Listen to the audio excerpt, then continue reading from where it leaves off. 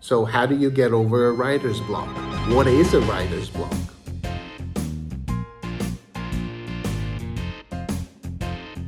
When I was in graduate school, I often heard from other students, other graduate students, working on a dissertation that they had a writer's block. And since then, I've heard this term by many other people who claim that they have a writer's block and so they cannot write something or they cannot proceed with writing something. Sometimes you hear that people are spending like a whole week on writing a single footnote. But that's not really a writer's block because they're actually doing something. It's just they're doing it very slowly.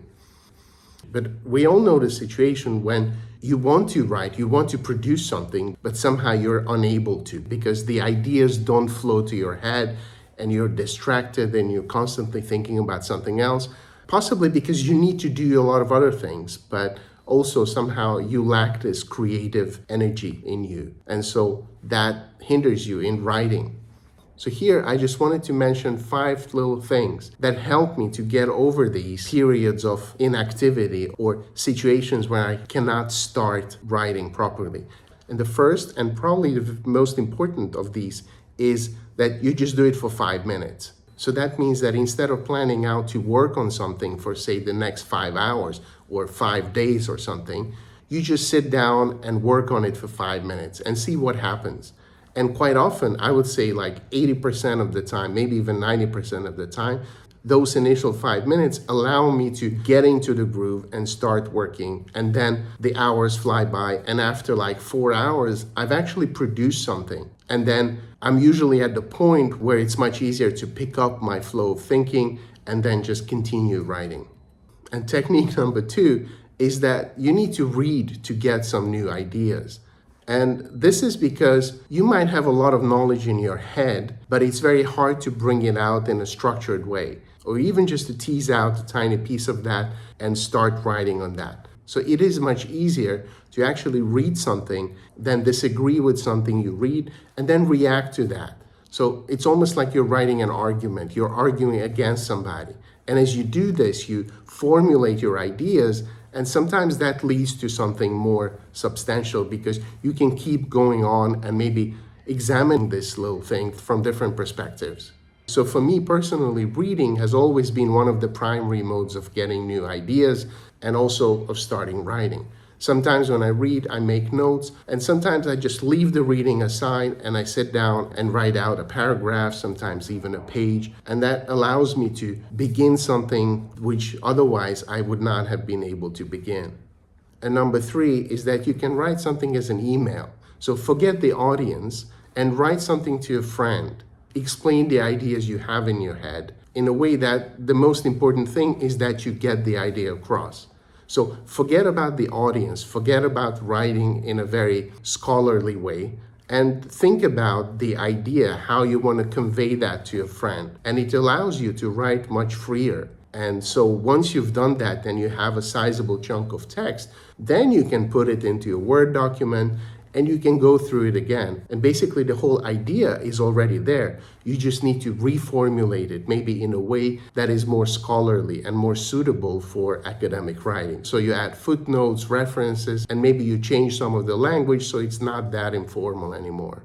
And number 4 is related to this, and that is that you write something as a footnote. So instead of opening up a new document and being completely intimidated by all that blankness that's staring back at you, you can just work on something you're already working and then start writing a footnote. And when that footnote grows larger, you just don't stop. You just keep at it. And you keep adding more and more information into it until the footnote grows really long. And even then, you can keep writing. And because in the footnote, usually the stakes are very low, so you don't kind of worry that much about how you write it. You're sometimes able to write out quite a bit of text and quite a few ideas.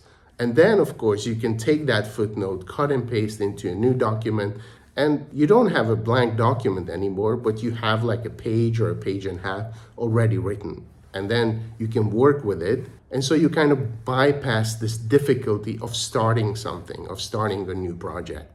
And number 5 is write something different.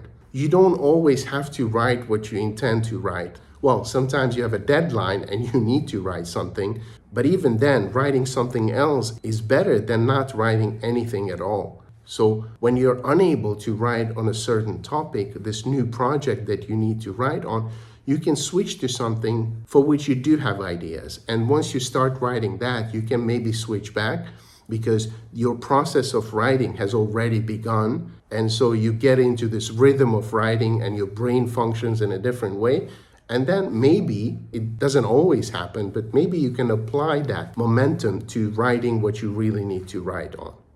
So these are the 5 simple things that have helped me to write when I encounter difficulties. Because regardless of your age or your position in academia, you still can have these periods when it's harder to write, as there are also periods when it's easier to write.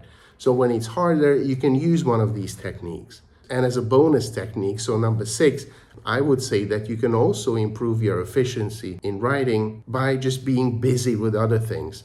When you don't have a choice and you have to do a lot of other things, say something family related or another job or something, and then the amount of time you can devote to actually sitting down and writing something significantly shrinks, then when you finally have a moment to sit down and catch up with your research, then writing often becomes much easier because you already have ideas and you don't have much time. You don't have time to sit around and kind of think about the things you might want to write.